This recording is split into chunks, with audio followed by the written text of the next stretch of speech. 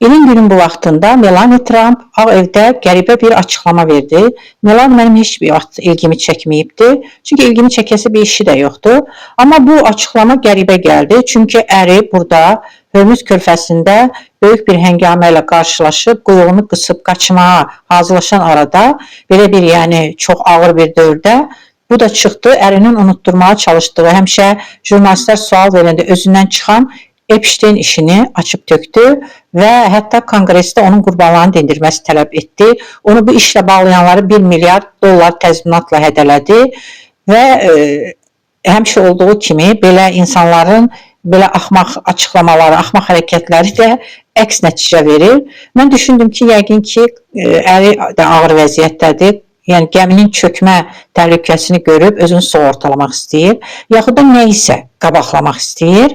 Və hər kəs bundan sonra araşdırmaya başladı və Amanda, onun rəfiqəsi məsələsi ortalığa çıxdı. Hansı ki, Epstein qrupunda Zampoli adlı adam indi də Trump'ın və Melania'nın yanındadır. Amanda da Zampoli'nin, yəni yoldaşı sayılır, uşaqları var və uşağı əlindən almaq üçün 15-20 il mi?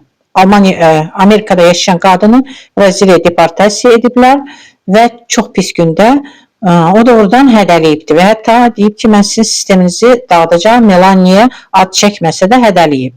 Yəni ki, orada yəqin ki, böyük ifşa şeyləri var və qadın da özünü sığortalamaq üçün açıqlama verir ki, mən Epstein zadı tanımıram. İndi hamı da lağ eləyir ki, pedofil dostunun olduğundan imtina edir, amma pedofil əri var. Sonra onun danışığını lağa qoydular ki, illərdir Amerikada yaşayır, amma elə bir təzəcə uşaq dil tutmağa başlayır, danışmağa. Elə bir o cür ingilis dilində danışır. The lies linking me with the disgraceful Jeffrey Epstein need to end today. Reject their mean-spirited attempts to defame my reputation.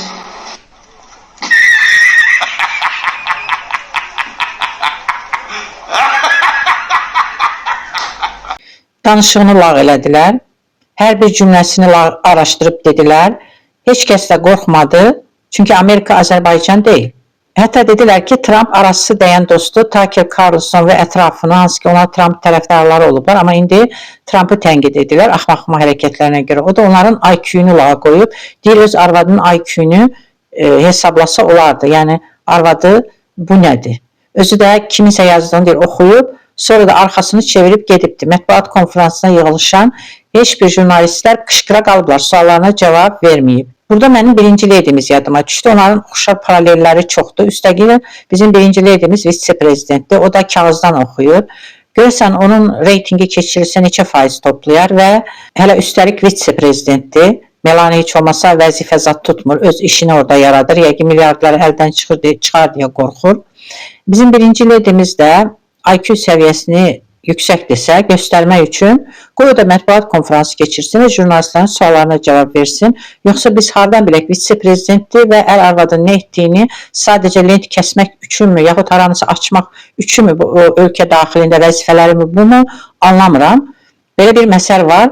Danış ki, səni tanıyım. Məktəbdən misal gətirim. Bir fəni deyən müəllimi bir valideyn soruşanda onun uşağını hazırlaşdırmaq üçün tövsiyə etməmişdim. Həmin valideyn də o qadına çatdırıbdı. Yəni o onun vicdanı, şərəfsizliyi, vicdansızlığı da o valideyn. Mən onun uşağını düşünüb demişəm.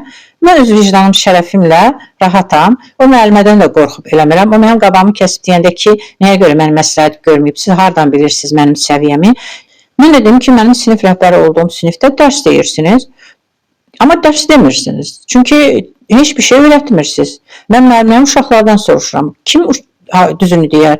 Uşaqlar. Onlar deyirlər ki, filan müəllimə yaxşı dərs keçir, yaxşı izah verir. Amma deyim, siz heç dərs keçmirsiniz. Belə savadlısınızsa dərs keçin, mən də baxım. Mən dedim, uşağın gələcəyini təhlükə altına qoyub yalan danışmalıyam sizə görə. İndi bizim Mehriban Əliyeva da öz işləri haqqında hesabat versin, bir mətbuat konferansı keçirsin. Baxaq IQ səviyyəsini. Boom.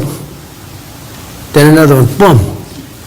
And she was ready to go. She walked back to the corner. She said, I've never been hit like that. Biraz əvvəl Macrona arvadı üçün belə lağ edən Trump'ı öz arvadı daha gülünç vəziyyətə qoydu. Melania bomba qoydu.